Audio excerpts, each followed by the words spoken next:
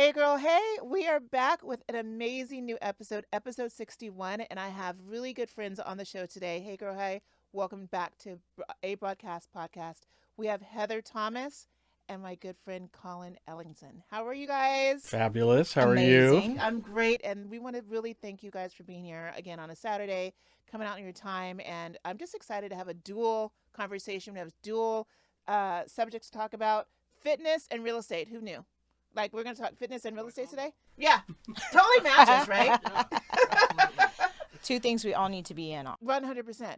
Now, Heather Thomas is a personal trainer, but she also owns her own home gym as well. That's right. And it's called, The Phyt Gym. That's PHYT. okay.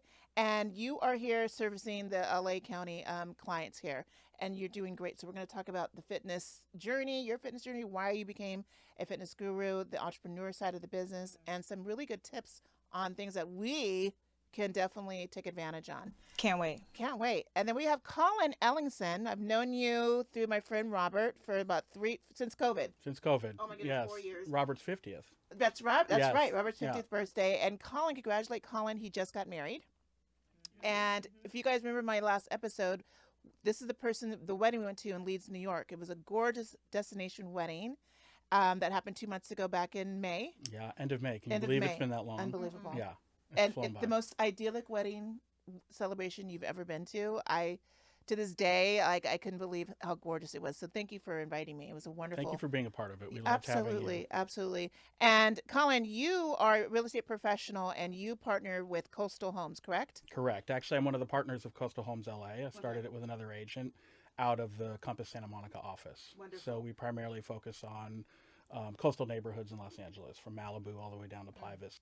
Good. And we're going to talk about what's going on in the real estate industry because something good for the consumer is happening right now. The mortgage rates have dropped substantially, and this is a good time to possibly buy, invest into property. And we're also going to talk about a little bit of drama that's been happening that I didn't know. Some huge lawsuit. A little bit of drama. A lot of little drama Yeah. in the real estate biz that I had no idea. So, it's all about spilling the tea, honey. Love it. We're talking about spilling tea, real estate tea and fitness tea. Fitness tea. Fitness tea.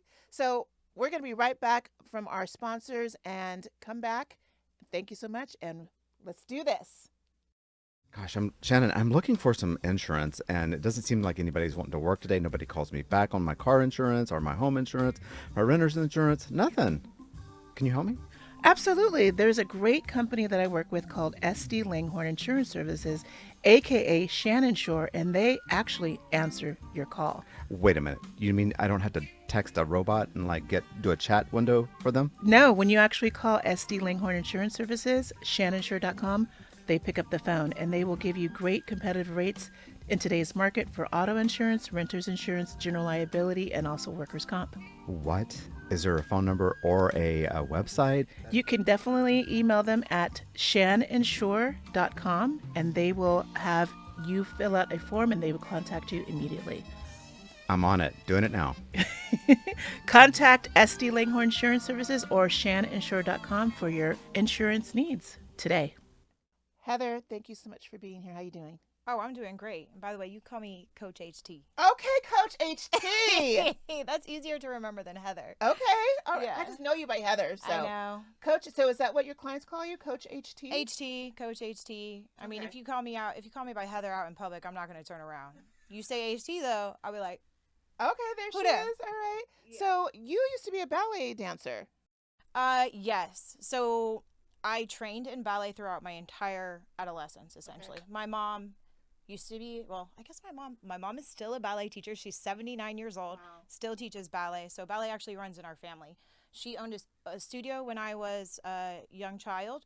My grandmother owned a ballet studio, and then my great-grandparents were actually circus performers.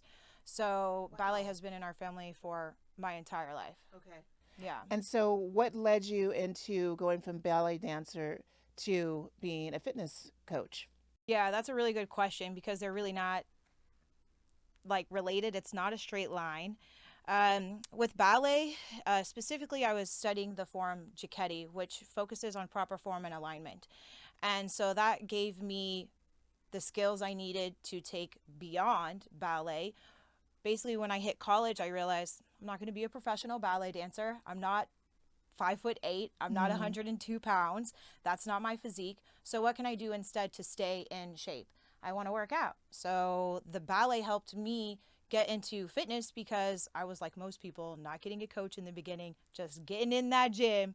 And luckily, because of the ballet, I had good enough proper form and technique in order to get by until I did get a coach. Okay. And then so the fitness journey started from just you working out and getting yourself trained as well?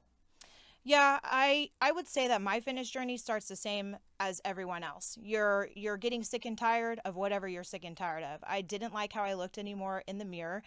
I was working out, but then after I graduated college, at that point I didn't know how to manage feeding myself, working a full-time job, hitting the gym.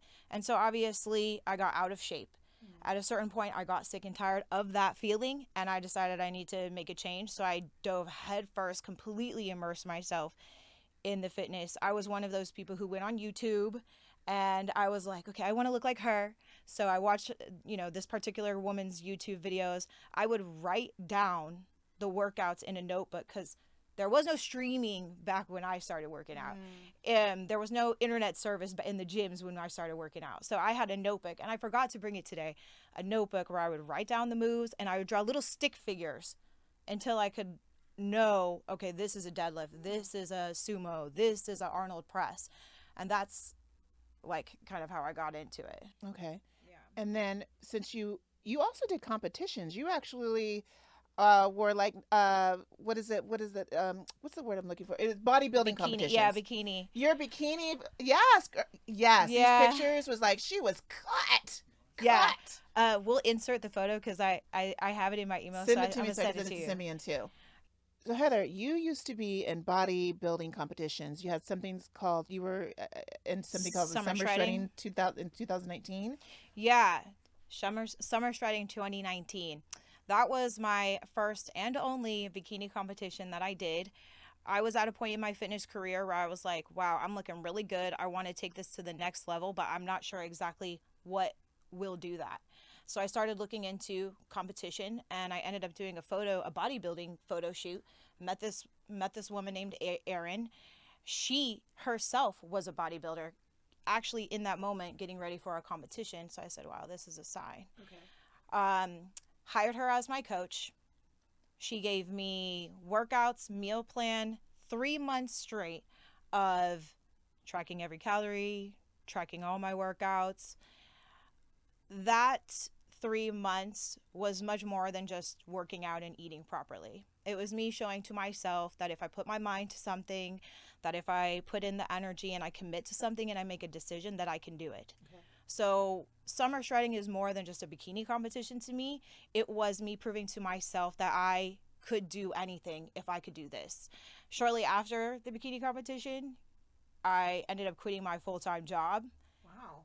And haven't looked back since. And that's when the light went on and you said, I can do this as my career as an entrepreneur. 100%. What? So that was it.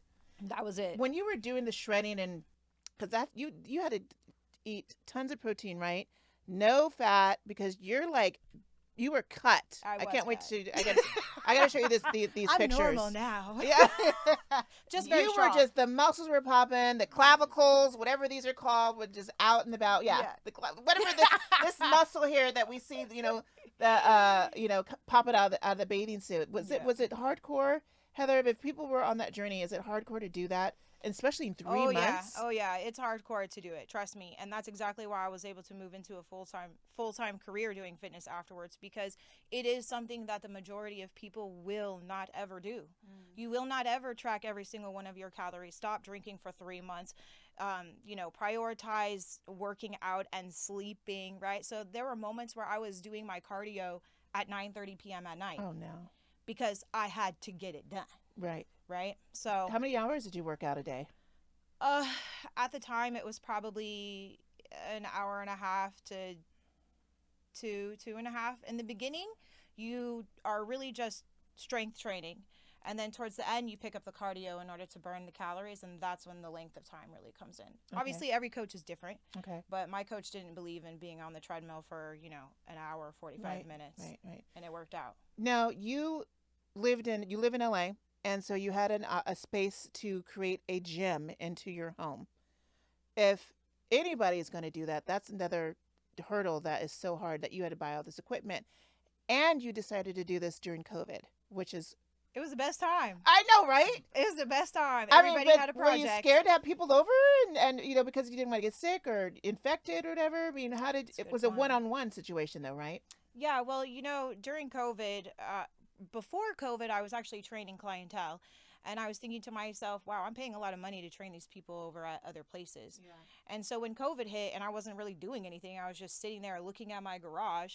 By the way, I had never opened my garage door, and I lived in this house for 2 years. I had never once opened it. But then I said, what? Let me just go check it out. So I opened it up. It needed a lot of work, but so I wasn't actually training people right away during COVID. It took me about 6 months to build that gym, out of my garage. And at that time, I wasn't nervous when I did start training because it is an indoor-outdoor facility. Yeah. And I had a bunch of fans going. I made sure that I had 15-minute increments between clients. I mean, I wasn't like crazy busy at that time. There's only a select amount of people who were willing and open to training. Yeah. So it was a great experience, though. That was my baby. Sometimes I think, like, I didn't get anything done during the pandemic, but I really did. I built my gym. So And so, what was the process in getting the equipment and then starting to market yourself out there? How were you able to obtain these clients? that is a great question. I don't know.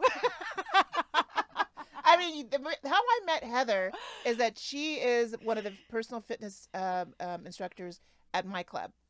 And so we did a few sessions, like about a good 7-8 months together. Mm-hmm. And so we became friends after that. And so when I see her in the morning, she's still with personal clients.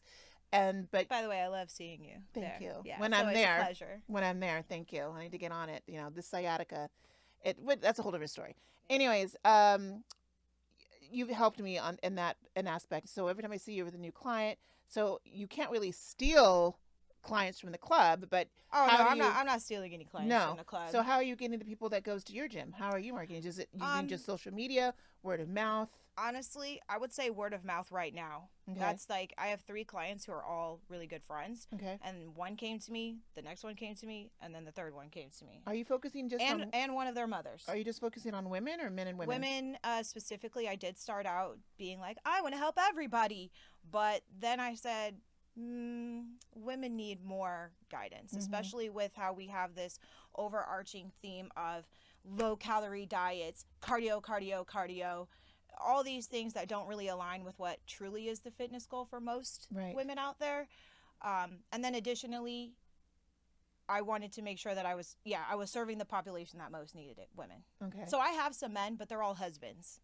They're all married. Their wives set them up with me. Okay. There's no problems. Okay. Like, no single men at the Okay. Phyt Gym. What is your ideal client? Ideal client, someone who understands that it's time to work out. Okay. That's my ideal client. And what are your sessions? An hour and a half? 1 hour. An hour. We And we do a warm up, a workout, and a cool down. do you also do a diet plan, a nutritional plan with them? I do, but I really try and hold off of nutrition right away, because fitness and adding in the food portion is a lot to take on. Typically, I start people out with just working out, and then we start with small decisions. Like, for example, instead of eating, a pastry or a cookie for breakfast, maybe you eat a toast with 2 eggs and an avocado. So it's all about getting the protein in the first thing in the morning. Just swapping out the sweet stuff Of that we're course. trained for breakfast specifically, because we actually want to focus on a savory breakfast. Yes. So that's where the bacon, the eggs, all that stuff comes from. What are your thoughts? Because everybody has their opinions on these monster drinks, the Red Bull drinks, these protein drinks, the kombucha, the probiotics, the prebiotics. What are your thoughts on all of these other manufactured, healthy, quote unquote, healthy drinks that are being marketed today? By and large, my general rule of thumb is, if you can grow it or if you can kill it, then you can eat it. Okay. And if you cannot look at it and understand what it is from those two aspects, then you should probably try to avoid it. Do not consume. That's right. You just want true, full plant, healthy things that we can see and grow. Plants and animals. And plants If and animals. that's your thing. But if you're vegan, what do you do? If you're vegan, you need to supplement protein. Yeah. Yeah, that's what you have to do. Okay. If you don't, if you want to feel healthy, strong, and if you want to be physically active. The issue, and I know this is a very touchy issue with vegans, so I try to be very careful. With vegans, if you are physically active, working out, running, doing things like that, you do need protein, period. So for vegans, they need to be supplementing protein. If you are not a physically active person, you're more sedentary, you don't really work out a lot, then you don't need a ton of protein, right? So, yeah. Okay. Speaking of food, you believe in having meal preps, and I wanted to talk to you about that. I went on Amazon and I bought all these new meal prep containers because that's the goal. Is my as an insurance agent, I'm always on the road. I'm always in the in people's offices, and I've made many mistakes. So let me just go to this freaking California chicken. Let me go, because I don't do McDonald's and Taco Bell and anything. That stuff is, I don't do fast food. Don't. But I will go to a Starbucks and get the Feta burrito, Feta wrap, whatever, and it's still 600 calories. Yeah. It's still 600 calories. Yeah. So I am making a true move on prepping my meals because I love to cook. I've seen it. Yeah, Right, I've you've seen it. I've done it all last week and it was awesome. By the Had way, it that in chicken there. shredder. Got my Got chicken it, shredder, got honey. it. If you saw that video, that chicken shredder was the bomb. I was like, oh my God, I made get chicken. that. I made some chicken salad. It was bomb. It was good. So, what are your tips in terms of food preparation? Yeah. Meal prep in general is really it's a lifestyle. So it's not like I'm going to do this for 3 months and then I'm going to quit once I feel better and you got it. Meal prep is forever, really, and it's a constant thing, just like food in general. We need to always eat. We need to eat every day, so you need to be constantly prepping. So the first tip is don't grocery shop and plan to cook your food in the same day. That's what I do. Do not do it. That's what I do. Why? It's too much.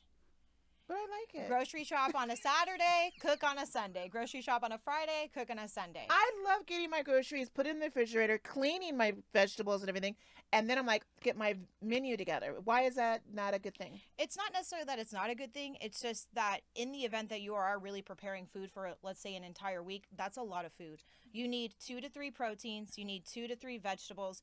And then if you're doing, let's say, carbs, which is really just rice, potatoes, Starches. lentil, things like that, beans, then you need to actually prepare all of that. And that's actually a lot of physical labor. Yeah, you're right. That's why I say split it up. That's right. So, but I do like the idea, that's the second tip, of prepping your fruits and veggies before you do anything else. So after you put that food away, prep those food and veggies with, how are you cleaning your I food would. and veggies, I have that really. I forgot. It's that vapor thing that cleans the fruit. You threw it in the. I threw it in the. Yeah, I saw that. And it vibrates. You right? see, I paid Yeah. attention. It's ionic. It does something with cleaning the vegetables and fruit, and I let it sit there for 20 minutes. It really does clean all my fruit and vegetables. And then I pack my fruit and vegetables in containers with Yes. paper towel to keep them fresher. This is that's why I exactly also what bought the those- next tip is. So what? Pack it up. Pack it Yes. up for Get it out of the self-serving. store containers. Exactly, because I know for me, and I'm sure this is the way for many people, if I have a bunch of fruit in there, I'm not going to touch it unless it's ready to go. So clean it so that when you reach into the fridge, you make good choices on grabbing something sweet, right? And then also when you can make up your meals for the week, that you just grab that fruit single serving, and then bam, you have your lunch. Awesome. Yeah. So the other thing is we touched on this tool, have as many tools as possible in your kitchen. So that chicken shredder, vegetable chopper, that thing, I'll chop all day with that thing. I have it. Okay. But this action is not for me. Okay. Yeah. The, That the, chopping, the knife. that's not me. I don't have the dexterity in my fingers. That's why I lift heavy shit. Okay. So tools. Got And it. then the other thing, if possible, this isn't possible for everyone because of scheduling and partnerships and whatnot, but many hands make light work. If you can, get involved with a friend, a partner, whoever you can, and say, hey, let's meal prep together, because then now I'm also having Good this idea. accountability piece. Now it's a Good little bit more idea. fun, and I'm also not doing as much work. Good job, Heather. Right? I love that. Thank you. Yeah. I know we're running a little bit out of time, but can you show us a couple of moves that you encourage us just to get started in the morning in terms of core preparation, core strengthening. I see you brought a tool, which I have, and it's in my closet gaining dust. Pinpoint I'm glad massager, you brought this. butcher cleaver. Yeah. Can you show Meat us a hook. couple real quick? Because I know we're running time, but if you could show us a couple moves, that'd be great. We're gonna cut Yeah. into a commercial and get you set up, and we'll be right back. Good morning. So I'm at my favorite dental office, Exquisite Dentistry. Good morning. And we're doing the deep cleaning today. I just thought I was doing a regular check, but I forgot it was the deep cleaning. So they're going to numb me. And because I'm such a dental chicken and such a baby, I'm actually going to have my favorite nitrous. Yay! And she always takes care of me. This is a dental hygienist. Hello. That's here at Dr. Alexi's office. And this office, if you guys get a chance, it's like a spa. It's gorgeous, it's serene, it's peaceful, and all the staff is just incredibly professional and nice. Nice to see you guys. Yes. This is my handsome, oops. hair. Doctor. The hair. Gotta watch the hair. Dr. Alexi, he will take care of you. He's not only my dentist, but he's also a dear friend of mine. Him and his husband. Oh, thank you, honey. Love you. So Thank you. you're taking care of me, your staff takes care of me. He's the one this is the reason why my smile is so nice, because of him. Bye. Okay, Coach HT is going to show us a couple of moves that's going to help engage our core, something that's really simple, but you also use the word underrated. Yes. So, Coach HT, what are you talking about? So core work. Everybody loves core. They all like their flat. Not me. tummies. I hate chords. I hate it. They love core in theory, but when it comes to actually doing it, they hate it. Okay. So the number one underrated move for core is a pelvic tuck. Okay. And this is what I learned from my pre and postnatal training. It's the one move that I never saw anywhere unless you're pregnant. But everybody should be doing this move. So you're going to start on your back. It's super simple, very easy. Bend your legs, nice flat back. You're basically going to feel your back touching from your pelvis all the way up to your shoulder blades. Then I'm going to act like I'm doing a cat-cow, essentially, which is very common. People in yoga, you know A cat-cow? cacao? No. Cat. Oh, cat-cow. Yes. Okay. Cat-cow! Okay, got it. Yeah, so we start with a nice flat back, and then we're going to arch, just like how we would in cat-cow.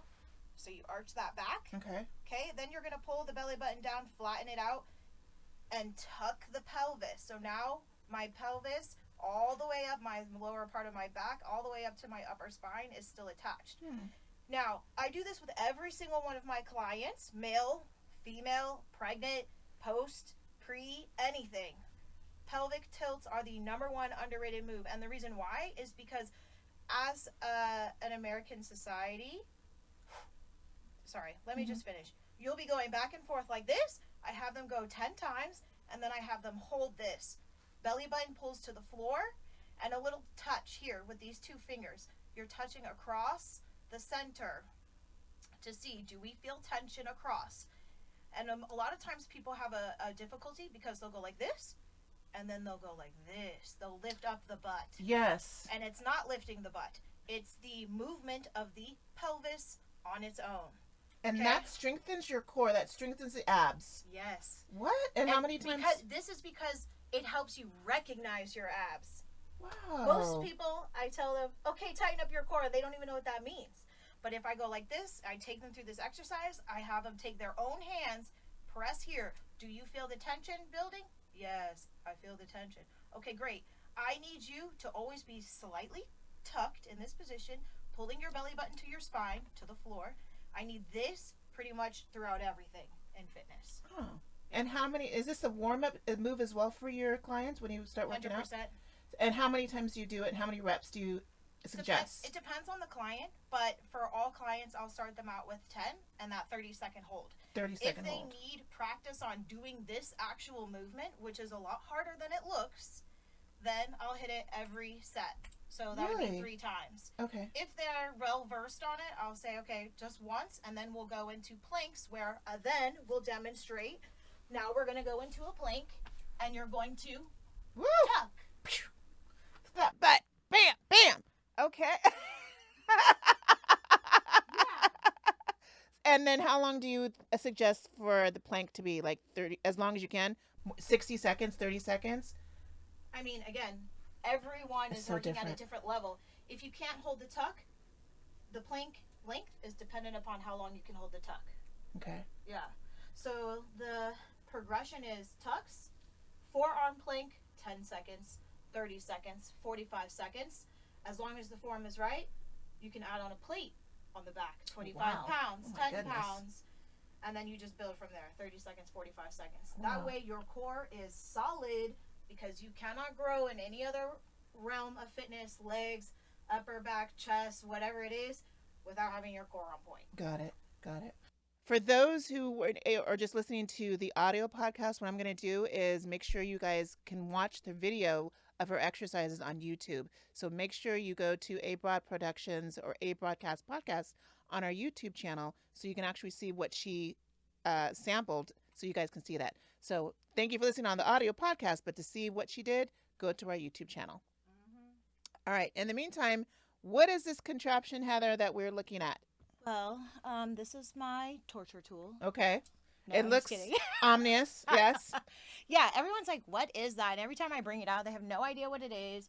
Basically, this is called a pinpoint massager. Obviously, you can get it on Amazon. I'm sure Queen Shan Shan will drop you the Amazon link. 100%. Yes. So basically, if you have upper back tension, which is 99.9% of us, Right if you have here. any tension in your upper back, your Yeah. traps, your shoulders, anything like that, even your chest here and your feet, you can use this guy. So these little pinpoints, those, we just stick that into your back in a nice chunky place, and you do like presses and holds. Oh. So super tight traps, you press and hold. Super tight back, press and hold. You can swipe like this, yeah, up and down. But basically, you'll find a space. Like mine is always right under this area in this chunky meat part of my back. Mm-hmm. It feels so good, and you only need like 5 or 10 minutes of this thing. I And have you could just- sciatica issues. you What just can I keep do it for my right there. sciatica? With sciatica, you need a foam roller. Which I I got that too. Right here. This is a foam link roller. in bio. These kind of foam rollers are probably not the best for your kind of pain because of all of the Right. divots. I have the You want the smoother one. smooth one. My thing is like I got a big And the long butt, one. And this- the long one. This the is longer one. transportable. Yeah. the true styrofoam ones that you see at the I gym. wouldn't say it's true. I would just say it's a different option. It's hard to get my big old booty. I'm like I'm doing this. I'm like I just Yeah. feel awkward sometimes. Yeah. But you know Mhm. it is. I am by myself. So. Listen, like a lot of things, one thing you need to know about the fitness and doing fitness right is that a lot of times it looks like kind of sexual. And if it looks like that, then it's probably right. It's probably working. But if it looks like weird sexual, then it's probably wrong. Yeah. So like Okay. hunchy back and humping weird things like that. This Easy. is This a is a PG. no-no. This is a PG show, girl. PG rated. Right? But again, foam rolling should feel awkward Okay. because it's not something that you would typically want to do out in public unless, you know, like you Right. just don't give. Yeah. Hey, back to that exercise you were doing before. Can we do that in our bed, or you just need a true flat surface on the floor? You can do it in your bed, but I would probably do it on the floor just Okay. because you can feel the lower back pressing into Got it. the ground, whereas on a bed it's gonna kind of collapse a bit. And you get one of those nice foam yoga mats that you can get. Oh yeah, yoga 'Cause I have a mat, wood floor in my whatever. house, and that floor is uncomfortable, like on the floor. So, anyways, we gotta go. We got to talk with Collin real quick. You know, this is a great segment actually because Collin is in real estate, and Heather 2-3 years ago asked me, hey, not asked me, we were talking like you wanted to move, you wanted to get a new place. So I referred Collin to Heather, and it just so happens that they're here today, which is again a coinkydink. Actually, to be honest with you, like I said, I didn't combine the two because I really wanted two different subjects. I didn't. We both thought that then was. I thought Heather that was was it. like, Yeah, me too. Heather was like, oh my god, Collin, the one who helped me buy my place. I'm like, oh my god, yes, that's the same Collin, and you said the same thing about Yeah. Heather. Yeah, So it was a really beautiful connection that we made that day. excellent. Yeah. I love Yeah. it. I love it. And Happy then people. the place that you live in now is wonderful. Oh my gosh! Thanks to Collin and his quickness, his willingness to, as he calls it, handhold. because I didn't know what I was doing. I had all these ideas in my head about what I wanted. I had 3 different things. And Yeah, he but you was know like, what? You knew what you okay. wanted, which is key.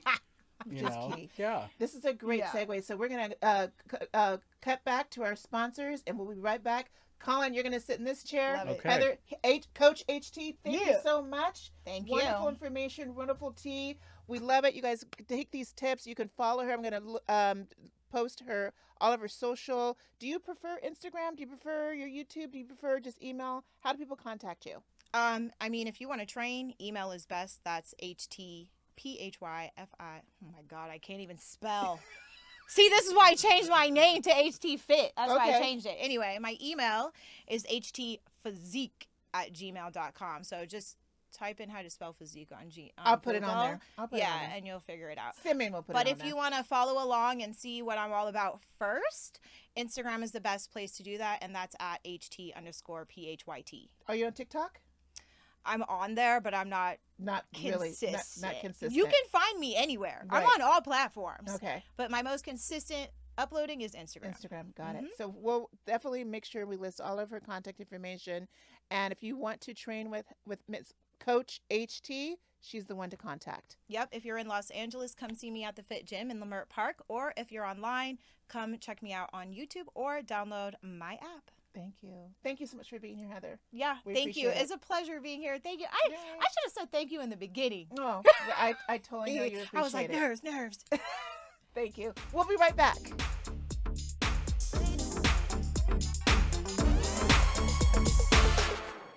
Colin, it's your turn on the hot seat. I'm excited. It's your turn. So I met Colin again 4 years ago. Yeah, through Yeah, a right friend, about 4 Robert. years ago. Yeah, at a party, and we hit it off really quickly with him and his husband, now Adam.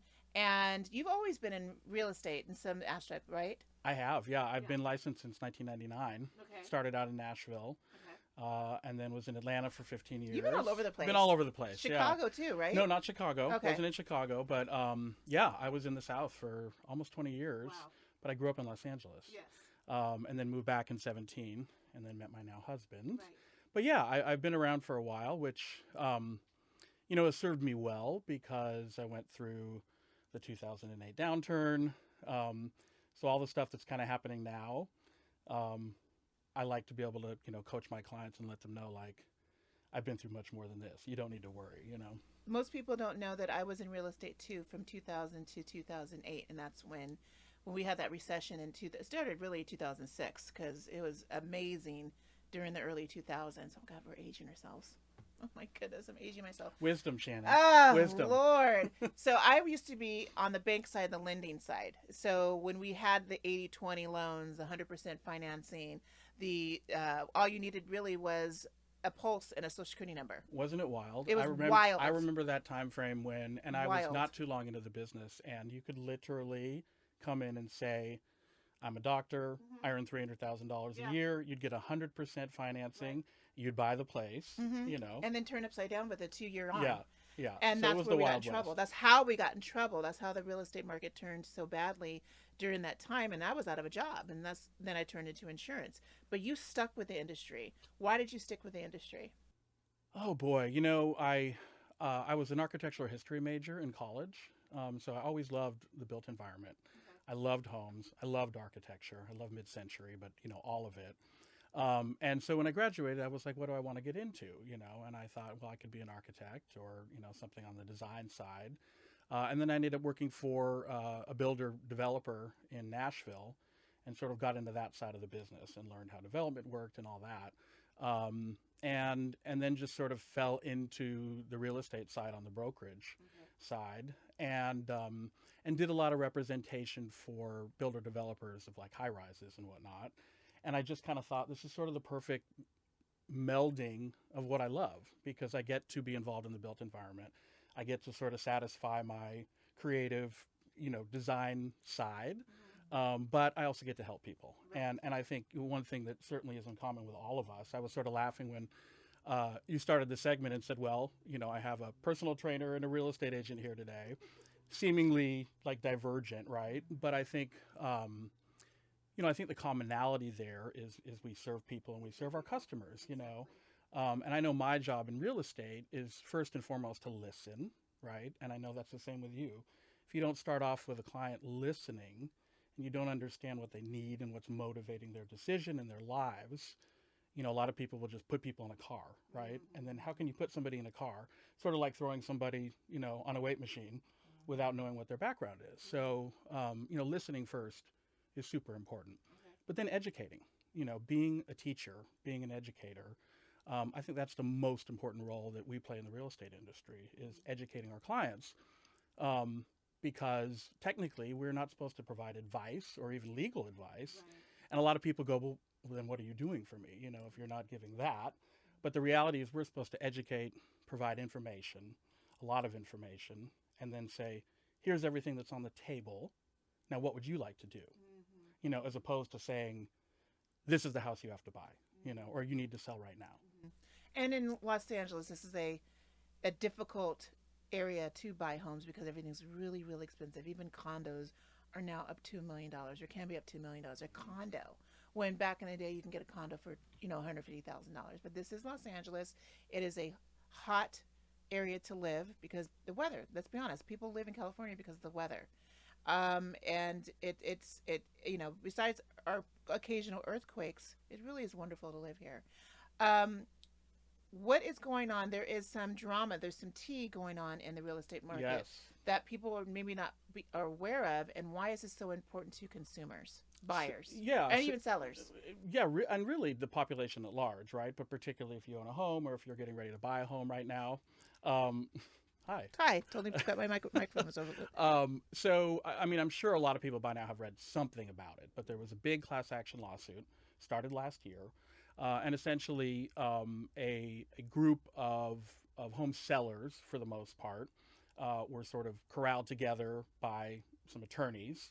And they essentially sued the National Association of Realtors and a lot of brokerages, essentially claiming that they were colluding to fix commissions. And the reality is, and this says this in every real estate contract anywhere in the country, commissions are always negotiable. And that's always been the case. But then, of course, you had a lot of social media and sort of misinformation out there, and that gets back to being a good educator, right? But the long and short of it is this group did win the class action lawsuit. And so because of that, there are a lot of changes that are coming down the pike, or actually that just have come down the pike, in terms of how buyers work with agents, how sellers work with agents, how commissions work, all that kind of stuff, essentially. And the biggest thing is, everyone to this point has been familiar with the idea of a co-op commission, right? So if you're listing a home and you have a 6% commission, for instance, that the seller is paying to the listing agent would turn around and pay the buyer's agent a portion of their commission, essentially. And so that was called a cooperating commission because the two brokers were cooperating with one another. And that was the crux of the lawsuit, was essentially saying, no, we don't want and we don't think it's right for two agents to be discussing their pay anymore. And so I think the simplest way to explain it right now is moving forward, and I think this, by the way, is a great thing for the consumer. Moving forward, a seller will pay their listing agent and a buyer will pay their buyer's agent. So essentially, you're paying the person that is representing you in the transaction. But I thought that's what it was beginning. A lot of people maybe think it was that way, but at the end of the day, 98% of the time, a seller was paying the buyer's agent commission as part of the whole transaction process. And this is still all written down. It's all documented. Absolutely. It has to be. Yeah. Absolutely. So is that, again, this is to our advantage. So I'm buying ABC home. My broker, who you would be, my buying agent, you're going to be negotiating all of this with the seller's agent, right? Correct. The listing agent. With the listing agent, exactly. Yes. And so what has changed, and I think what's sort of a salient point for everybody to come away with, is moving forward, any buyer working with a buyer's agent will have to enter into a written contract with one another in the same way that sellers have always entered into agreements with listing agents. Okay. So sort of gone are the days of, Shannon, you come to a friend of yours and you say, hey, I'm getting ready to buy a condo. And then your friend says, oh, I know Collin. let me put you in touch, and you and I have a 5-minute conversation, and you say, oh, I found these 3 homes. Can we look at them tomorrow morning? Mm-hmm. And I pick you up in the car and we start looking. Okay. And at the end of the day, even though that's the way it's been done for quite a while, it really does a disservice to the buyer client and to you, if that was you, for instance, because again, I'm not sitting down and learning what your wants and needs are. I'm not understanding what your financial situation is. How much do you want to put down? What's motivating your purchase, right? So for somebody like me who's been in the business for a long, long time, I welcome all these changes because I get to sit down and take that hour at the beginning to really learn about a client and also to establish a written relationship, in the same way that you would hire an attorney or an agent if you're an actor or a personal trainer if you're looking to get fit, and it's funny because a lot of the stuff you see on social media right now is saying, oh, real estate agents are going to disappear, real estate agents are going to go away, and I can do this on my own, the internet, etc. Good luck, but I think the interesting thing is, are there people who can represent themselves as a buyer or as a seller? Absolutely. They're usually attorneys, or somebody who already has that experience. And I would say, have at it if you have the ability to do it, right? But why do attorneys often choose real estate agents anyway? Because that's not the only reason you choose somebody, right? Same with, I'm sure, your business. You can get online and find, a great training program and say, I'm going to do this myself. But do you have the motivation? And more importantly, do you have the time? Do you have the time? Do you have the time? I don't have the time. And that's Yeah. why I want to have someone to represent my buying interests, to educate me on interest rates. Speaking of that, what's going on with the interest rate situation? Apparently, this is a good thing for, again, buyers. Yeah. So there's been a lot about interest rates in the last couple weeks. And this morning I checked because I wanted to know my numbers before I came in. And I looked at Wells Fargo. I looked at some other banks. 30-year fixed right now on a jumbo is right at 6%, That's great. which is Better wild. than 7.5. It was. It was 7.5 not that long ago. Not that long and we ago. were knocking on 8% not that long Right. ago. And the reason that partially was such a shock to the whole economic system was that we were at 3% not that long ago during the pandemic, right? And so when they went up to 8, especially, if you're not Gen X like we are, and you don't remember when rates were 19% or 19%. My parents, Oh the my God. boomers, they were 19%. Were yours? Yeah. Yeah, My, in the 70s and 80s. the house that my parents bought in 82 was at 13.5%. Right? Which, if that was the case now, nobody would buy anything No. or sell anything. But then again, houses were 200,000, 150. When my parents bought a house in Yes. Altaloma, their house, brand new construction, was $150,000. And that's a great point to make, and Yeah. that's what I also say as well. Yeah. Because great, your interest rate was 13%, but at 200,000, your payment was still $1,200. Correct. Correct. Correct. And going back to what you were saying about Los Angeles being sort of a frothy, crazy market, and that's a big reason that LA is, because prices here are far higher than the national average. 100%. So it makes it very difficult for first-time home buyers Yes. to get in the game here, and it's why you see rents also going up. 100%. Because a lot of people, it always amazes me, somebody paying $5,000 for a 2-bedroom apartment here, and in any other part of the country, that's a gorgeous house. That's a gorgeous You're house. in a new construction house with a 2-car garage and a yard and a backyard, and maybe in a pool. and a pool and Yeah. exactly. But And- we're not living in Montana. We're not living in Wyoming. But we're Yeah. not living in Atlanta. Even Atlanta is expensive too. Some obviously parts of that Yeah. area. But we're not rural. it's called the California tax. There it is. Our weather, we Our pay weather a is tax for that. fantastic. Yeah. We pay a tax for the ocean. We pay a tax for the mountains. Mountains, yep. And anytime I get frustrated with parts of Los Angeles, then I have a day where I go to the beach and it's 72 degrees and I don't have to put Exactly. my air conditioning on and I Exactly. go, oh yeah, okay, I get This it. is why I pay. This is why I live This here. is why I pay. Yeah. So, do you think so? Right now, you said the market's at 6%. So it depends on what kind of financing product, Mm-hmm. and my ding ding disclaimer is always, I always put my clients in touch with, 2 to 3 lenders who are experienced and can really walk my client through all of the options that are available to them. So, and it's not just about, down payment and interest rate. There are other factors, that come into play. Do you have a home to sell, for instance? And how can that work? A lot of people don't know that there are programs that allow you to keep that other home, put it on the market, but still buy the home that you want. So, lots of options like that. But yes, the 30-year fixed is hovering in between like 6 and 6.3 right now. I looked at a 10-year adjustable rate mortgage this morning, which was at 5.75. So we have some product that's actually, dipping below 6%. So it's been interesting. I took my friend Steven's advice during the pandemic, and I was able to do a rate and term refi in my home. Thank goodness. Smart. Thank goodness, because it was at 3.875. Now it's still at 3 and a quarter. Yeah. So I'm not touching that. Yeah. I don't know if we were ever going to go to those numbers ever again. 3 and a quarter, 3.5%. We won't.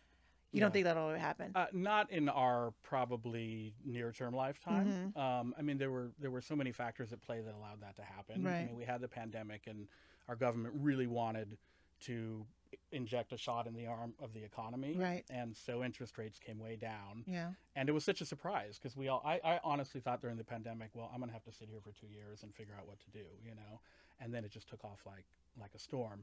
But no, I don't think it'll go to 3. I think we will get down into the upper 5s again. Okay. And we'll stay around 6. The interesting thing about rates, though, I always tell people, marry the home and date the rate. And what I mean by that is if you find a home that you love and it hits all of the buttons, don't lose a home waiting for rates to come down a quarter of a point. I mean, even on an expensive home, that might change your payment $1,500, or maybe a less pricey home, $300 a month. But if you look at the historical average, yesterday I was just looking at historical average in Los Angeles, all of Los Angeles, on average over 10 years, and the appreciation rate averaged around 9.1%. So if you hang on to a home for 10 years, you're going to return around 9% a year on that investment. Oh my goodness. So if you think about it in those terms, I would never say to somebody, who wants to buy a house but might move in a year and a half, if the market's a little rocky, I might say, hey, you may want to think about this just because, if you have to sell soon, I don't want you to come out upside down. Right. But if you're moving somewhere and you're going to stay there for 10 years, at least historically, I don't have a crystal ball, but at least historically in Los Angeles, I mean, who doesn't want a 9% annual rate of return? You're not going to be mad that you locked in at a 6.3 instead of a 6.0. Okay. Because that 9% will far outpace that at the end of the day. I don't plan on selling my house anytime soon. I have a great renter that's in there. They keep the place clean. They pay their rent on time. I have an amazing property management company. And, they've been living there since since my parents moved out, since 2021. Yeah. And so it's appraised in good value. We did a new appraisal. It's over a good amount of equity, which is wonderful. And I'm not pulling out money. Yeah. There's no need to. Yeah. But that I am going to use that home as retirement if I do decide to sell it. And that's going to be a nice chunk of change 100%. in my bank, Yeah. Well, that becomes an annuity for you. 100%. Right? I mean, and that's something that and if you were to sell it hypothetically and take that equity now, well, what happens to it, right? Unless you really savvily invest it, it's not going to be beating inflation necessarily. Right. So right, it's right. great to hang on to it and have that annuity. Okay. Yeah.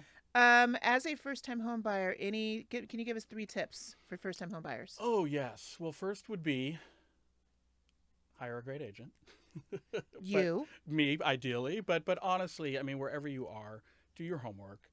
Find a great agent. Make sure they are taking the time to sit down with you, especially now that you will have to enter into a written agreement with them. Okay.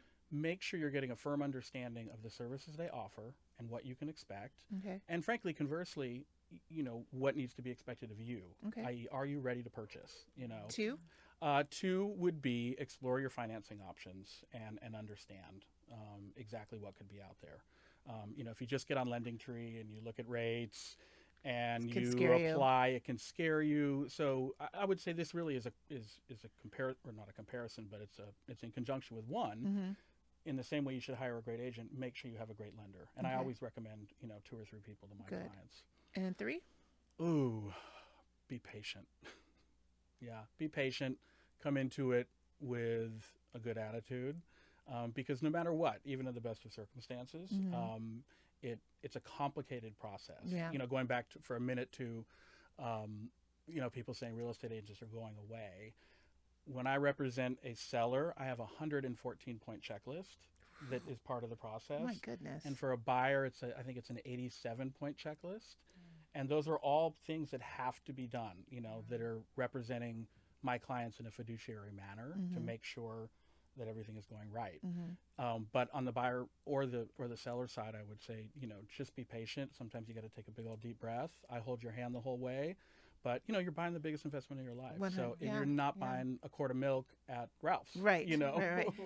Real quick, real fun topic. Yeah. What do you think of these reality shows? Selling Sunset, Owning Manhattan, Yeah. The $1 Billion Project, the other show on Bravo. Excuse me, the other real estate shows, these other reality shows that are on Netflix.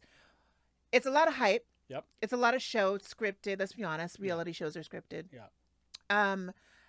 What do you think behind that? Has it become this imaginary feeling that people think that that's going to be you? We're going to be on the show. We're going to be, Yeah. Yeah. I mean, we could do a whole nother podcast on my opinion on this, so I'll try to encapsulate it, but you probably saw my eye roll when you asked the question. They're entertaining, like any reality show. It is pure entertainment, and that, frankly, is the only reason they're there. They are not designed to inform the public. They're not designed to give you a realistic interpretation of what it is to buy or sell a home or what it is a real estate agent does. And so, not to be too mundane, but honestly, I think part of that real estate lawsuit and the settlement and a lot of the negative social media publicity that came out about real estate agents is a direct result of those shows. Because if you think about it, let's face it, what you see on those shows is, they drive a black Range Rover, they walk in, they open a door, they show a $15 million house, they get paid, hundreds of thousands of dollars for that. And then they go drink wine at a restaurant and they fight with each other and bicker about, girlfriends and yada, yada, and boyfriends. So it is entertaining, but it is nothing like my day-to-day life at all, And in fact, what's funny is if we encounter an agent that behaves like that, typically, as regular professionals, we run a million miles an hour in the other direction because, real estate is a collaborative process. You have to, in the best case scenario, you have a buyer agent representing a buyer, you have a seller representing a seller, and there's a meeting of the minds and you collaborate. So, the shows make me laugh and I think they're funny, but they just don't represent reality at all. Yeah. And it's a reality TV show. It's a reality It's TV not show. reality. Yeah, but they're fun to watch. They're fun to watch. I do Ryan Serhant. I've been watching that one, Owning Manhattan. He's a cool guy. I like him because, yes, there's Flash and he's selling a $25 million New York penthouse. Yeah. But he has a different approach to it. He's really showing what his daily life is while he's selling real estate. And I think he comes off as a little more professional. So I like that guy. But he's good the to rest I don't look watch at too. He's yeah, like yeah, some he's eye not bad. candy. He's not bad. He's good looking. Man. But I don't really watch the others. Yeah. Because they just, I don't want to get sued, so we won't talk about that. yeah, exactly. No, but I don't watch. We know who you're talking about. Yeah. I've watched the other shows too, and it was just so over the top and drama. I'm like, this is not real. This is not real. Yeah. But you know what? We're gonna close out this subject and get into another bonus episode. So what we're gonna do is say thank you again to Coach HT and Collin. Thank you so much for being here. Thank you. Our next segment, our bonus episode, is about travel because we all love to travel. And let's have some tea about that real quick and what we want to do and how we can actually encapsulate some fitness training into our travels as well. And when even traveling, when you're looking at properties possibly or looking at apartments, because every time I travel, I'm always looking at some real estate wall with the pictures on it and just imagining, oh, I wish I could live here. I want this house with a boat in front of it. 100%. Yeah. So that's kind of our bonus episode. What can we do to, again, contact you, Miss Coach HT, in terms of getting an appointment or just getting information? Find me on the Instagram at HT_Phyt, that's PHYT, or at the Phyt Gym, the PHYT Gym. And Collin, how do people contact you? Best way to remember is just Home with Collin on Instagram. And you can direct message me there. And our website is www.coastalhomesla.com. Thank you so much. And Thank you you. guys know my information, abroadproductions@gmail. If you wanted to have any queries, if you want to be on the show, if you want to also get sponsorships, we always are welcoming new sponsors to the show. My IG is Queen Shan Shan and Abroad Podcast. And so thank you, too, for being on the show. We really appreciate it. I hope you had a good time. Had a blast. Wonderful. We have my friend in the background, Chris Christopher Bettis. He's actually here with us. He doesn't want to be on camera, but thank you, Chris, for being here as well. And Simeon, our wonderful photographer and videographer as well. And we will be closing out this season. Season 5. We'll be starting season 6 in a few months. Thank you so much for watching us, listening to us, following everything that we do, buying, going to our links and everything. It's really been a great season in 2024. We're going to have more great episodes and more content for you in the future. And as always, thank you for listening to Abroad.